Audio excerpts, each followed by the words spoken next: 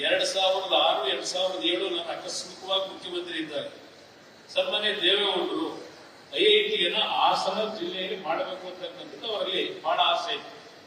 ಅವತ್ತು ಕೇಂದ್ರದ ಸಚಿವರು ಸಹ ಐಐಟಿಯನ್ನ ಕೊಡ್ತೀವಿ ಅಂತಕ್ಕಂಥ ಮಾತನ್ನು ಕೊಟ್ಟರು.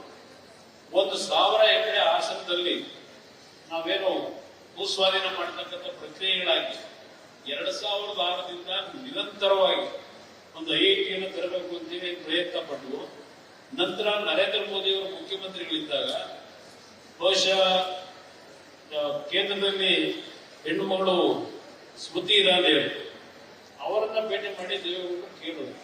ಕೊನೆಗೆ ಒಪ್ಪಿಗೆ ಕೊಟ್ಟಿದ್ರು. ಆದ್ರೆ ಅದು ಹುಬ್ಬಳ್ಳಿಯಲ್ಲಿ ಮಾಡ್ತಕ್ಕಂಥದ್ದು ಅಲ್ಲಿ ಶಿಫ್ಟ್ ಆಯ್ತು ಐಐಟಿ. ಇವತ್ತು ಸಹ ಕಳೆದ ಒಂದು ತಿಂಗಳ ಹಿಂದೆ ದೇವೇಗೌಡರು ಇನ್ನೊಂದು ಐಐಟಿಯನ್ನ ನಾನು ಬದುಕಿರೋ ಒಳಗೆ ನನ್ನೊಂದು ಆಸೆ ಇದೆ, ಇನ್ನೊಂದು ಐಐಟಿಯನ್ನ ನಮಗೆ ಹಾಸನ ಜಿಲ್ಲೆ ಕೊಡಿ ಅಂತಕ್ಕಂಥ ಮನವಿ ಮಾಡಿದ್ದೆ. ಚಲುವರಾಯಸ್ವಾಮಿಯವರಿಂದ ರಾಜಕೀಯ ಆಯಿತು, ಅದೆಲ್ಲ ಈಗ ಮಾತಾಡಕ್ಕಾಗಲ್ಲ ಅಂತ ಹೇಳುದು. ಅದು ಏನ್ ನಡೀತು ಅಂತಕ್ಕಂಥದ್ದು ನಾನು ನಿಮ್ ಗಮನಕ್ಕೆ ತರಲಿಕ್ಕೆ ಬಯಸ್ತೀನಿ. ಬಹುಶಃ ದೇವೇಗೌಡರು ಮಂಡ್ಯ ಕೊಡಲಿಲ್ಲ ಅನ್ನೋಕ್ಕೋಸ್ಕರ ಅವ್ರ ಹೆಣ್ಣುಗಳೆಲ್ಲ ಗೊತ್ತಿದ್ದಾನೆ. ಆದ್ರೆ 2006 ತೀರ್ಮಾನ 17-18 ವರ್ಷಗಳಾದರೂ ಅದು ಇನ್ನೂ ಈಡೇರಲಿಲ್ಲ ನಮಗೆ. ಇವತ್ತು ರೈಲ್ವೆಗೆ ಸಂಬಂಧಪಟ್ಟ ಹಾಗೆ ನಮ್ಮ ರಾಜ್ಯ ಸರ್ಕಾರವೇ ಹಲವಾರು ಯೋಜನೆಗಳು ನಮಗೆ ಸದ್ಯಕ್ಕೆ ಬೇಡ ಅಂತಕ್ಕಂಥ ಪತ್ರಗಳನ್ನು ಬರ್ಕೊಂಡಿದ್ದಾರೆ.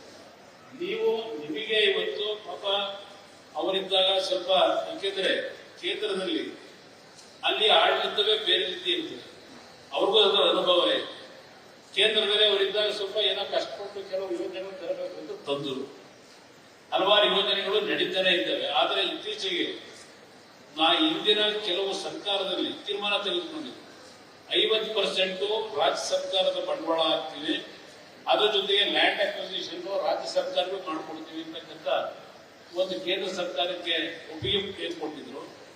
ಇತ್ತೀಚಿನ ದಿನಗಳಲ್ಲಿ ಭೂಸ್ವಾಧೀನದ ಪ್ರಕ್ರಿಯೆಗಳನ್ನು ಮಾಡ್ಲಿಕ್ಕೆ ಆಗ್ತಿಲ್ಲ. ಅದ್ರ ಜೊತೆಗೆ ಹಣದ ಕೊರತೆಯಿಂದ ಕೆಲವು ಯೋಜನೆಗಳು ಸದ್ಯಕ್ಕೆ ಬೇಡ ಅಂತಕ್ಕಂಥದ್ದು ರಾಜ್ಯ ಸರ್ಕಾರಕ್ಕೆ ಕೆಲವು ಪತ್ರಗಳನ್ನು ಬರೆದಿರ್ತಕ್ಕಂಥದ್ದು ನೀವು ಸತ್ಯಮಂಗಲ ಬೆಂಗಳೂರು ಹೇಳಿದ್ರು. ರಾಜ್ಯ ಸರ್ಕಾರವೇ ಬರೆದಿದ್ದಾರೆ, ನಮಗೆ ಅದರ ಅವಶ್ಯಕತೆ ಇಲ್ಲ, ಬೇಡ ಈಗ ಇದು ನಡೀತಾ ಇರತಕ್ಕಂಥ